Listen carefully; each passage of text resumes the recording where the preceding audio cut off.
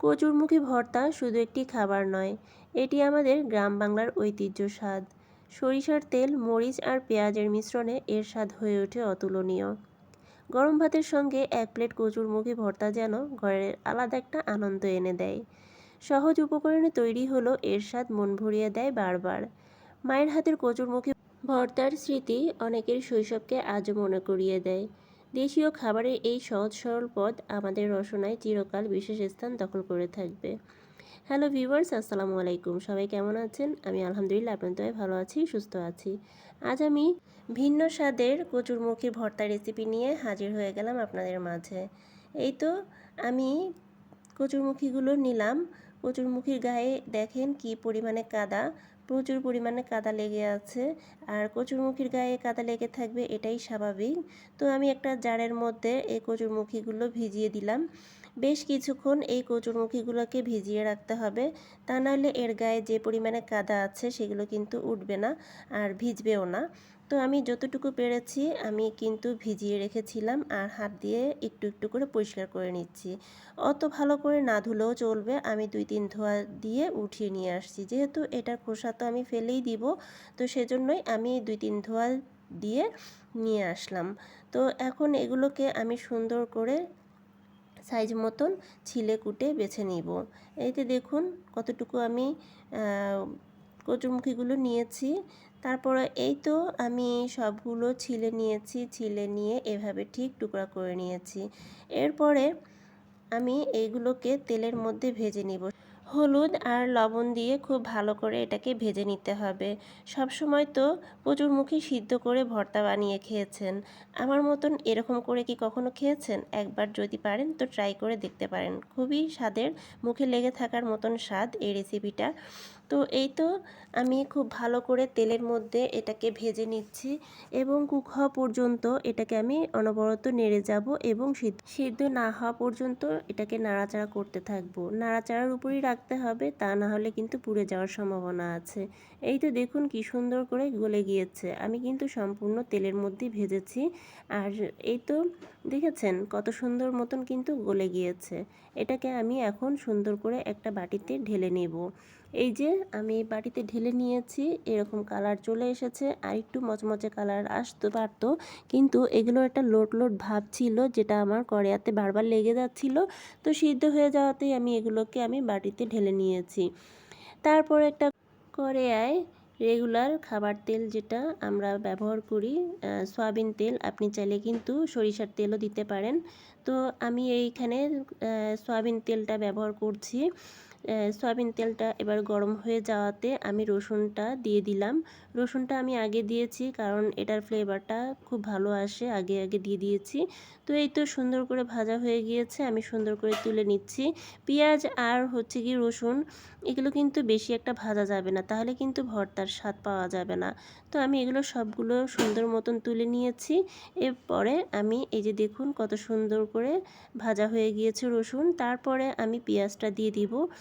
এই পেঁয়াজ আর রসুন কিন্তু কম করে ভাজতে হবে, বেশি ভাজলে কিন্তু ভালো লাগবে না খেতে। তো এই তো আমি এখানে সুন্দর করে বিছিয়ে দিচ্ছি। এটা একটু নরম হয়ে আসা পর্যন্ত আমি একটু ওয়েট করব। এই তো খুব সুন্দর করে ব্রাউন কালার হয়ে গিয়েছে। মুচমুচে কিন্তু হওয়া যাবে না, মুচমুচে কিন্তু একমাত্র আলু ভর্তাতে হয়। এই রেসিপিতে কিন্তু এটাকে একদম নরম রাখতে হবে।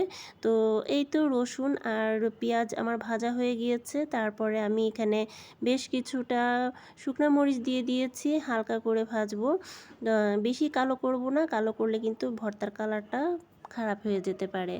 তো এই তো শুকনা মরিচটা আমার ভাজা হয়ে গিয়েছে, আমি এখন তুলে নিব। এই তো আমার সব কিছু ভাজা হয়ে গিয়েছে। এইখানে রসুন, পেঁয়াজ আর শুকনা মরিচ সুন্দর মতন ভাজা আমার কমপ্লিট। তারপর আমি চলে যাব এখানে। এই তো সবগুলো আমি নিয়ে এসে রাখলাম। তারপরে এখানে একটু লবণ নিয়েছি, লবণটা দিয়ে আমি শুকনা মরিচটা সুন্দর করে কিন্তু ভেঙে নেব, গুঁড়ো করে নেব আর কি। তো লবণ না দিলে আসলে শুকনা মরিচটা গুঁড়ো হতে চায় না, তো তার জন্য আমি এই যে লবণ দিয়ে ভালো করে মথে নেব। আমার এই যে মথা হয়ে গিয়েছে, দেখেন খুব সুন্দর কিন্তু গুঁড়ো গুঁড়ো হয়ে গিয়েছে। তারপর পেঁয়াজ আর রসুনগুলোকেও আমি একটু মেখে নিব। আপনারা চাইলে বাটনাতেও কিন্তু বেটে নিতে পারেন, তাতে করে একটু মিহি বাটা হবে আর খেতেও স্বাদ লাগবে। তো আমার হাতে যেহেতু বাটনা ছিল না, বাটনা ছাড়াই আমি এভাবে রেসিপিটা তৈরি করেছি। অসম্ভব মজার হয়েছে এই ভর্তা রেসিপিটা। একবার না বানিয়ে খেলে পরে খুবই পস্তাবেন। তো আমি এই যে সব কিছু মাখানো হয়ে গিয়েছে, আর এই যে কচুরমুখিটা একটু গরম ছিল, তো যার জন্য আমার মাখাতে কিন্তু একটু অসুবিধা হয়ে যাচ্ছে।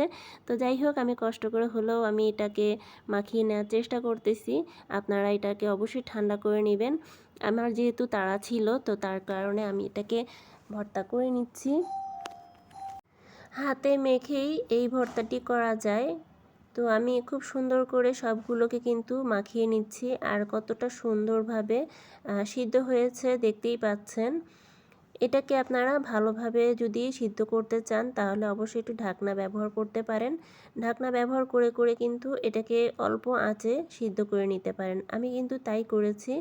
তো এই যে দেখুন, খুব সুন্দর করে কিন্তু আমার এই ভর্তাটা হয়ে গেল। আর সবগুলো কিন্তু গলে গিয়েছে, কচুরমুখী সবগুলো কিন্তু গলে গিয়েছে। একবার এইভাবে ট্রাই করে দেখতে পারেন। এই ভর্তাটা এতটাই মজার, গরম ভাতের সাথে একদম জমে যাবে। তো আমি এই যে খুব ভালো করে কিন্তু মথে নিচ্ছি। এটাকে যত মথবেন ততই কিন্তু স্বাদ বাড়বে। আর লবণটা অবশ্যই চেক করে দেখবেন, কারণ এটা যখন আমরা সিদ্ধ বসিয়েছিলাম তখন কিন্তু লবণ অ্যাড করেছি, পরে আবার একটুখানি অ্যাড করেছি। লবণটা একটু ভালো মতন চেক করে দেখবেন। তো এই তো আমার ফাইনালি হয়ে গিয়েছে ভর্তা। তো আমি সুন্দর করে এখন একটা ছোট বাটিতে ঢেলে নিব। এভাবে আপনারা বাসায় বানিয়ে খেয়ে দেখতে পারেন কেমন এইটা টেস্ট। এই যে দেখুন, ফাইনালি আমার ভর্তা করা হয়ে গিয়েছে। রেসিপিটি ভালো লাগলে লাইক, কমেন্ট, শেয়ার করবেন। আর আমাকে যদি পারেন সাপোর্ট করবেন, আমার পাশে থাকবেন। আর নতুন যারা দেখছেন তারা সাবস্ক্রাইব করে পাশে থেকে যেতে পারেন, আমাকে সাপোর্ট করতে পারেন। তো এই যে এখানে মরিচটা টুপুস করে নিচে পড়ে গিয়েছে, কেউ কোনো কিছু মনে করবেন না। তো এই তো ভীষণ লোভনীয় মজাদার রেসিপি নিয়ে আপনাদের কাছে হাজির হয়েছি। আপনাদের কেমন লাগলো অবশ্যই কমেন্টের মাধ্যমে জানাতে ভুলবেন না। আর নতুন যারা আছেন তারা অবশ্যই আমার এরকম নিত্য নতুন ভিডিও পেতে বেল আইকনটি বাজিয়ে রাখতে পারেন। তো আজকের মতন বিদায় নিচ্ছি। সবাই ভালো থাকবেন, সুস্থ থাকবেন, আমার জন্য দোয়া করবেন, আমিও আপনাদের জন্য দোয়া করি। আল্লাহ হাফেজ, আসসালামু আলাইকুম।